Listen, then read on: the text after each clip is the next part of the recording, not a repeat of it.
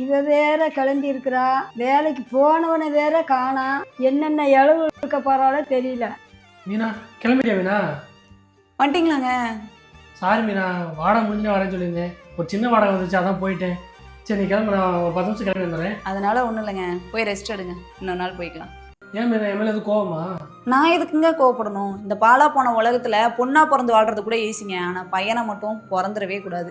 ஒரு பையனுக்கு மீசை வளர வளர அவனோட ஆசை ஒன்னொன்னா குறைய ஆரம்பிக்கும். அதே பையனுக்கு கல்யாணம்னு ஒன்று முடிச்சிட்டானா கடமை கூட சேர்ந்து கவலையும் அதிகமாகும். இப்படி கவலை அதிகமாயிருச்சுன்னு வச்சுக்கோங்களேன், அவன் அழுது அழுது கண்ணுல இருக்க தண்ணி எல்லாம் வத்தி போயிடும். இப்படி எனக்காகவும் என் பிள்ளைக்காகவும் இவ்வளோ கஷ்டப்படுற நீ தான் கஷ்டம்தான் பட்டுட்டு இருக்கோன்னு அடுத்தவங்க சொல்லி தான் உங்களுக்கே தெரியுது. இதுதான் ஆம்பளைங்க. அதனால தான் சொல்றேன், ஆம்பளைய மட்டும் பிறந்துடவே கூடாதுன்னு சொல்லிட்டு. நான் எதுவும் நினச்சிக்க மாட்டேன். நீங்கள் போய் ரெஸ்ட் எடுங்க, இன்னொரு நாள் போய்க்கலாம்.